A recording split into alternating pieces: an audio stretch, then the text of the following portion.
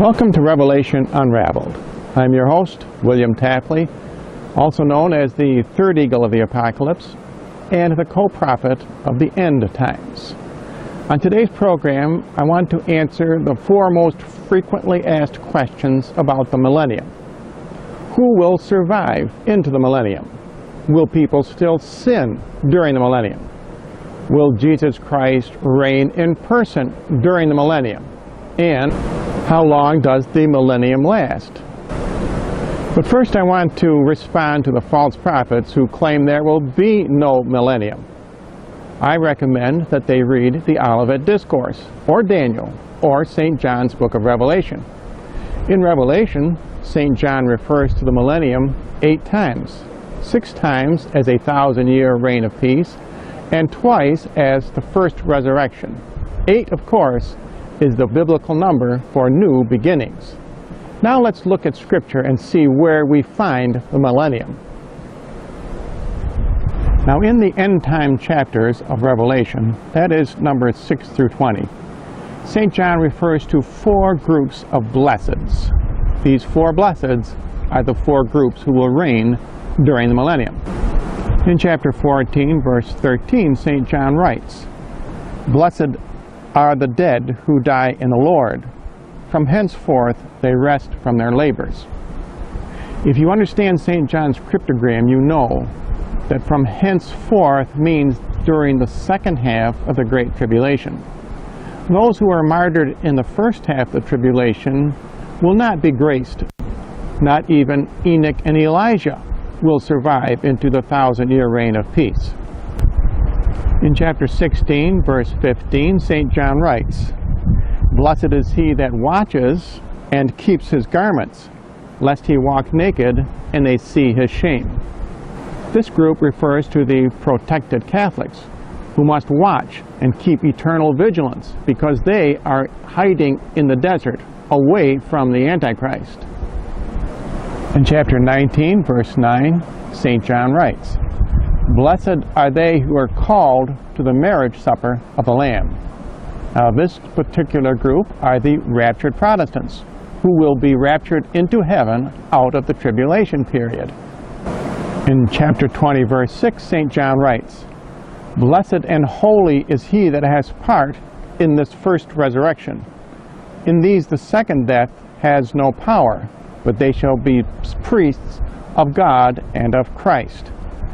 This group are the 144,000 converted Jews who will serve as priests during the millennium. In chapter 11, verse 18, St. John describes all 4 groups. "And you," meaning God, "will render reward," the reward is the millennium, "to your servants, prophets, saints, and those who fear your name." Now the servants are the converted Jews, the prophets are the raptured Protestants, the saints are the protected Catholics, and those who fear God's name are the holy martyrs. Now the prophet Daniel writes about these graced groups 4 times.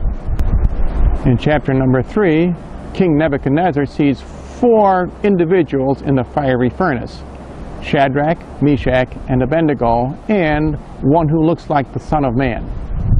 These symbolize, again, the 4 groups who will reign during the millennium.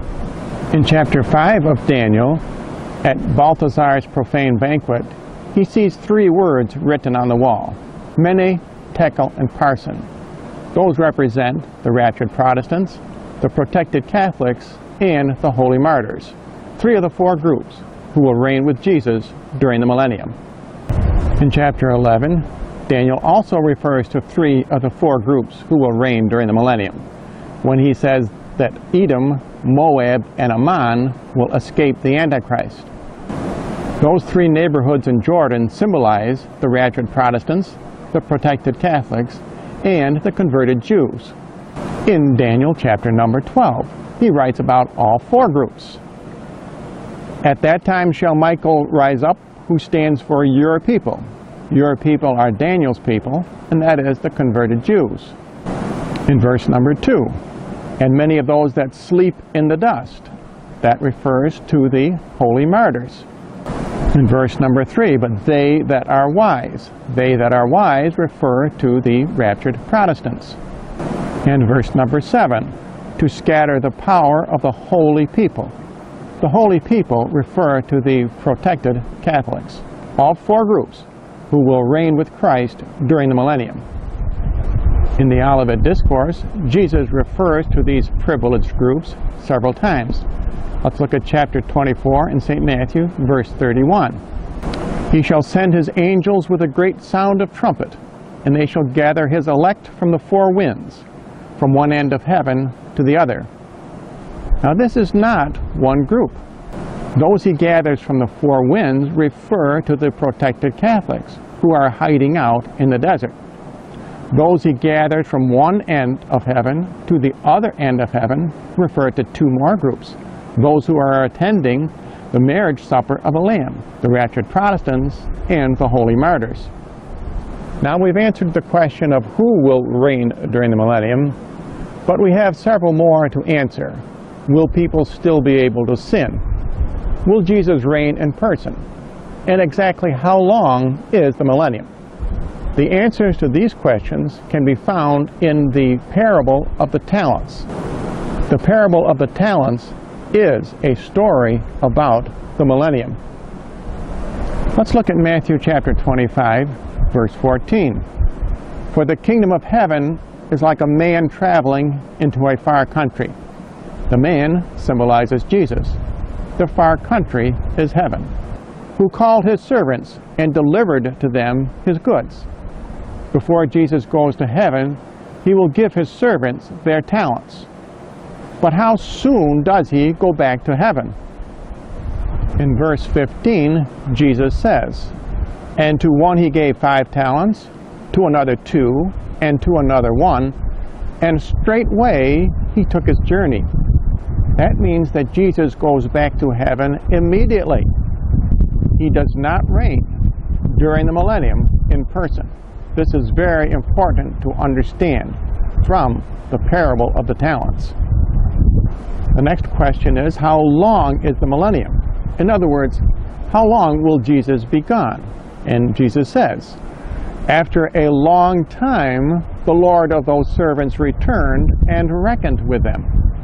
Reckoning is judgment. The long time refers to the millennium. In other words, Jesus does not give a specific time frame. A long time could be 1,000 years, it could be much longer.